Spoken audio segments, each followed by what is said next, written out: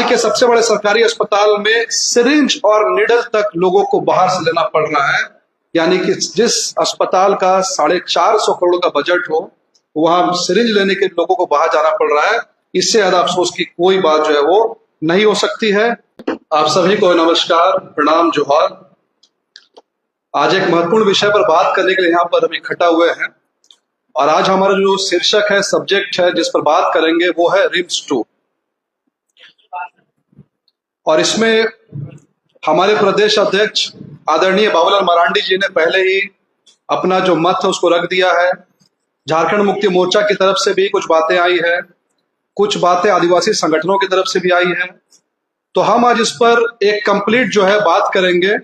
और जैसा कि मेडिकल साइंस में जब भी कोई प्रॉब्लम होता है तो सबसे पहले उसका डायग्नोसिस करते हैं। सबसे पहले डायग्नोसिस करके देखते हैं कि प्रॉब्लम कहाँ पर है और उसके बाद उसका सॉल्यूशन हम बताते हैं। तो हम सबसे पहले डायग्नोसिस करेंगे कि झारखंड की स्वास्थ्य व्यवस्था जो है वो किस स्थिति में है। इसका डायग्नोसिस करने के लिए 3 टूल का मैं इस्तेमाल करूंगा। सबसे पहला, झारखंड हाईकोर्ट का स्वास्थ्य व्यवस्था को लेकर के क्या कहना है। दूसरा, मीडिया में आए हुए आप मीडिया बंधुओं ने पिछले 5 सालों में जो रिपोर्ट किया है रिम्स को लेकर के या स्वास्थ्य व्यवस्था को लेकर के। तीसरा, कैग की रिपोर्ट पर हम थोड़ी सी चर्चा करेंगे और इस डायग्नोसिस के बाद में हम सॉल्यूशन बताएंगे और ये साबित करेंगे या सजेस्ट करेंगे कि सरकार का सॉल्यूशन रिम्स 2 किस तरह से जनता के विरोध में है और हमारा इसमें क्या ओपिनियन, हमारा इसमें क्या सजेशन है। तो जैसा मैंने आपको बताया कि स्वास्थ्य व्यवस्था पर बात करने के लिए सबसे पहले मैं झारखंड हाईकोर्ट के कुछ स्टेटमेंट्स का इस्तेमाल करूंगा। सो मेरे पास में झारखंड हाईकोर्ट ने जो जजमेंट दिया है स्वास्थ्य व्यवस्था को लेकर के, बहुत बड़ा जजमेंट है, लेकिन मैं इसमें से कुछ रफली 3-4 चीजों को आउटलाइन करूंगा जिससे मालूम चलेगा कि झारखंड की स्वास्थ्य व्यवस्था असल में क्या है। और ये एलिगेशन कोई पॉलिटिकल पार्टी नहीं लगा रही है, ये जो स्टेटमेंट है ये झारखंड हाई कोर्ट का है, माननीय जजेस का है। सबसे पहला जो हाईकोर्ट का ऑब्जर्वेशन है, हाईकोर्ट ने कहा है additional chief secretary department of health is directed to monitor the requisition of 370 nurses so that the process of selection is initiated. यानी झारखंड हाईकोर्ट ने कहा है कि रिम्स के अंदर में 370 नर्सेस नहीं है और हर नर्स के ऊपर में लोड बहुत ज्यादा है। एक एक नर्स के ऊपर में 60-60, 70-70, 100-100 पेशेंट का लोड है। यानी हाईकोर्ट ने कहा है आप हमें नर्स दीजिए रिम्स के लिए। दूसरा जो हाईकोर्ट का ऑब्जर्वेशन है ये काफी सोचने लायक है। हाईकोर्ट ने कहा है the court is very much astonished that RIMS being a medical college apart from hospital where the teaching staff like that of professor, additional professor, associate professor and assistant professor that are having paramount importance, but before passing any order of filling up the post, it appears no endeavor have been taken by the government. यानी high court ने कहा है कि RIMS के अंदर में और ज्यादा प्रोफेसर्स की जरूरत है, असिस्टेंट प्रोफेसर्स की जरूरत है, डॉक्टर्स की जरूरत है, पर झारखंड सरकार की तरफ से इस क्षेत्र में भी कोई इनिशिएटिव नहीं लिया गया है। यानी कि नर्स के बाद में डॉक्टर्स की और प्रोफेसर्स की रिम्स में भारी कमी है, सरकार की तरफ से कोई इनिशिएटिव नहीं लिया गया। तीसरा जो जजमेंट कोर्ट कहता है वो है the vacancies of the 4th grade post have been shown to be filled through outsourcing. Now the question is that when the 4th grade posts are sanctioned having concurrence of the finance department of the state, then where is the question of filling the post through outsourcing? उसके बाद court कह रही है RIMS authority has taken decision to fill up the post through outsourcing even after the sanctioned posts which are accorded to our considered view cannot be just and fair, and this is violation of Article 14 and Article 16 of the Constitution of India. High court कह रहा है कि RIMS के अंदर में जो 4th grade employees है, watchman है, आयुष्मान मित्र है, गार्डनर है, ऐसे छोटे छोटे एम्प्लॉइज जो है गवर्नमेंट क्या कर रही है, रिक्रूटमेंट उसका प्रॉपर ढंग से नहीं करके आउटसोर्स कर रही है। और आउटसोर्स का खेल इसलिए चल रहा है ताकि सरकार में बैठे लोग मनमाने लोगों को उस पोस्ट को दे सके, मनचाही पोस्टिंग कर सके। इसलिए हाईकोर्ट ने कहा है कि संविधान का आर्टिकल 14 और आर्टिकल 16 जो है इसका वॉलेशन सरकार कर रही है। आर्टिकल 14 समानता का अधिकार और आर्टिकल 16 जहां पर लोगों को नौकरियां में रिजर्वेशन दिया जाता है, यानी रिजर्वेशन भी नहीं दिया जा रहा है और सरकार केवल और केवल इसको आउटसोर्स कर रही है। इसके बाद लास्ट ऑब्जर्वेशन हाईकोर्ट का, the director RIMS is directed to monitor the proper functioning with adequate supply of medicine the medicine shop which is running in the name and style of Pradhan Mantri Jan Aushadhi Kendra, so that the people may not suffer due to inadequate supply of non-supply of medicines equipment। यानी कि high court ने कहा है कि RIMS के अंदर में जो दवाइयां जरूरी है वो भी नहीं है और यहाँ पर मेडिकल इक्विपमेंट नहीं है। यानी डायग्नोसिस ये कहता है, हाई कोर्ट झारखंड का ये कहता है कि रिम्स में दवाइयों की जरूरत है, सरकार कह रही है बिल्डिंग की जरूरत है। हाईकोर्ट कह रहा है नर्सेस की जरूरत है, सरकार कह रही है बिल्डिंग की जरूरत है। हाईकोर्ट कह रहा है वहां पर 4th ग्रेड एम्प्लॉयज की जरूरत है और सरकार कह रही है कि वहां पर बिल्डिंग की जरूरत है। इस बिल्डिंग का खेल क्या है, इस बिल्डिंग का स्कैम क्या है, हम इसको आगे देखेंगे।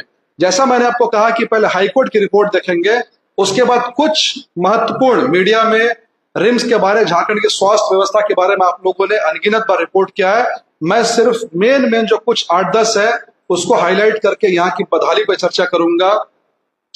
हाईकोर्ट का कहना है भगवान भरोसे चल रहा है रिम्स, 80% पोस्ट जो है वो खाली है। अदालत ने कहा कि यहां पर मेडिकल इक्विपमेंट्स नहीं है, एक्सरे की मशीन काम नहीं कर रही है, अल्ट्रासाउंड की मशीन काम नहीं कर रही है।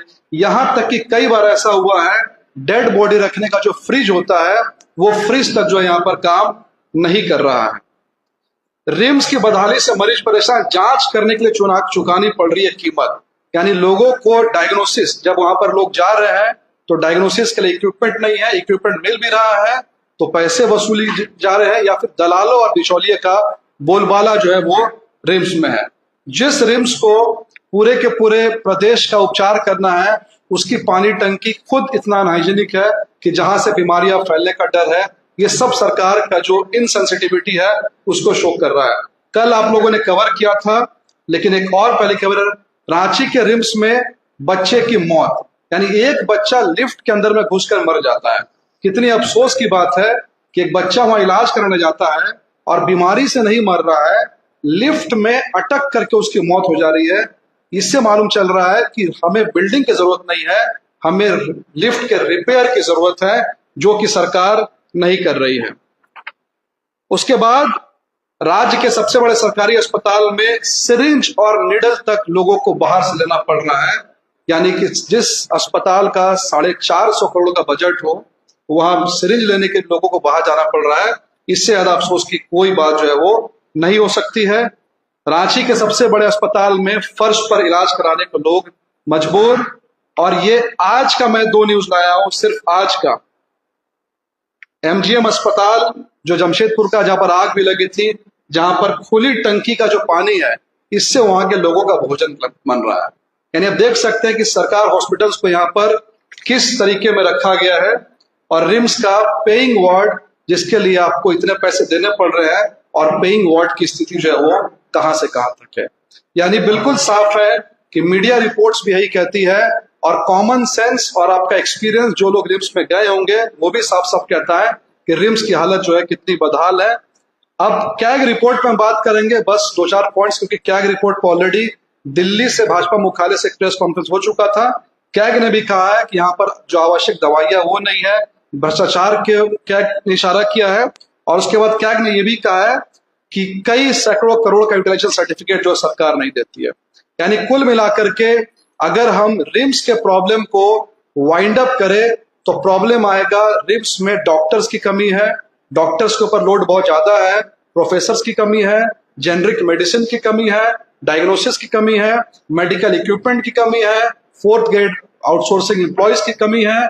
लेकिन यहां पर सरकार ने सॉल्यूशन बताया कि सबका सॉल्यूशन एक है, वो है रिम्स 2। यानी हमारा एलिगेशन इसमें बिल्कुल साफ है कि सरकार को, पर्टिकुलरली इरफान अंसारी को, रिम्स 2 में केवल और केवल इतना ही इंटरेस्ट है कि रिम्स 2 बनेगा, 1000 करोड़ की बिल्डिंग बनेगी, 1000 करोड़ बिल्डिंग का जो कमीशन है वो मिलेगा। यानी कि एक और टेंडर घोटाले की तैयारी में यह सरकार कर रही है। हमारा सुझाव है कि अगर सरकार वाकई में स्वास्थ्य व्यवस्था को लेकर चिंतित है तो हमारे कुछ सुझाव है। सबसे पहला हमारा सुझाव है, 13 साल से खरसावा में ये 500 बेड का हॉस्पिटल क्यों वहीं का वहीं पड़ा हुआ है? यानी एक हॉस्पिटल का स्ट्रक्चर आपने खड़ा कर दिया 500 बेड का, इसको पूरा आप नहीं कर रहे हैं 13 सालों में, और आप कह रहे हैं कि एक नया रिम्स हम बनाएंगे। इस हॉस्पिटल का क्या हुआ जिसमें ऑलरेडी जो है 500 करोड़ से ज्यादा सरकार ने खर्च कर दिए हैं? कोडरमा के हॉस्पिटल का क्या, जो कि नरेंद्र मोदी का ड्रीम प्रोजेक्ट था 2017 में, आज तक जो है ये भी इंतजार कर रहा है कब इसकी ओपनिंग होगी। यानी कि कुल मिलाकर के हमारा कहना है आप रिम्स 2 बनाइए, रिम्स 3 बनाइए, रिम्स 4 बनाइए, हमें इसमें दिक्कत नहीं है। लेकिन मोदी सरकार का जो मॉडल है, नरेंद्र मोदी जी अगर चाहते तो दिल्ली का जो एम्स है उसी एम्स को इतना बड़ा कर देते कि पूरा विश्व उसमें आ जाता, लेकिन उन्होंने डिसेंट्रलाइज किया। आज देवघर में, दरभंगा में, रायपुर में, नागपुर में, जम्मू में हर जगह एम्स खोले गए। क्यों? क्योंकि मेडिकल सिस्टम को डिसेंट्रलाइज किया गया। सरकार कह रही है कि रिम्स के ऊपर लोड बहुत ज्यादा है। अगर रिम्स के ऊपर लोड बहुत ज्यादा है तो इसका सॉल्यूशन रिम्स 2 नहीं है, इसका सॉल्यूशन है 1000 करोड़ रुपए जो आप रिम्स 2 में खर्च करने वाले हैं, उससे अच्छा है 200 करोड़ रुपए खर्च करके यहाँ के 5 प्रमंडल में 5 हॉस्पिटल्स बनाए जाए, या फिर 40-50 करोड़ रुपए का अगर आप एक हॉस्पिटल बनाएंगे तो झारखंड के 24 जिलों में 40-50 करोड़ का एक शानदार हॉस्पिटल खड़ा हो जाएगा। यहाँ के आदिवासी इलाके, चाहे गुमला की बात करें, लातेहार की बात करें, चाईबासा की बात करें, इन जगहों पर हॉस्पिटल खोलने की जरूरत है। तभी वहां के जो पेशेंट्स रिम्स में आते हैं उनका लोड कम होगा, ना कि एक रिम्स जिसका ऑलरेडी कॉम्प्लेक्स बहुत बड़ा है, इंफ्रास्ट्रक्चर बहुत बड़ा है, उसमें मूलभूत सुविधाओं आप ना दे करके एक नया रिम्स 2 खोलने की तैयारी है, सिर्फ और सिर्फ क्योंकि 1000 करोड़ के टेंडर में आपको इंटरेस्ट है। बिल्डिंग बनाओ, टेंडर बनाओ और टेंडर में पैसा खाओ। स्वास्थ्य में अगर आपको इंटरेस्ट होता तो ऑलरेडी रिम्स को आप दुरुस्त करते, सिक्योरिटी के इश्यूज को दुरुस्त करते, और झारखंड के जो ग्रामीण इलाके हैं जहां पर आदिवासी जो है वापस आते, अगर आप दूसरे जगह पर हॉस्पिटल खोलेंगे, रिम्स बरियातू में जहां पर हॉस्पिटल है, पूरे के पूरे बरियातू का इकोनॉमिक्स उस हॉस्पिटल में डिपेंडेंट है। अगर आप चाईबासा में एक हॉस्पिटल खोल देते हैं तो वहां की लोकल जो महिलाएं हैं वो नर्स बन सकती है, लोकल युवा वहां पर डॉक्टर भी बन सकते हैं, लोकल लोगों को गेस्ट हाउस चलाने का मौका मिलेगा। पूरी की पूरी इकोनॉमिक्स जो रूरल एरिया में बदल जाएगी। लेकिन ये तभी बदलेगा जब आपकी मंशा जो है वो स्वास्थ्य व्यवस्था को ठीक करने में हो, ना कि कमीशन खोरी में हो। तो यही हमारा एलिगेशन है, हमारा सजेशन है। Thank you very much.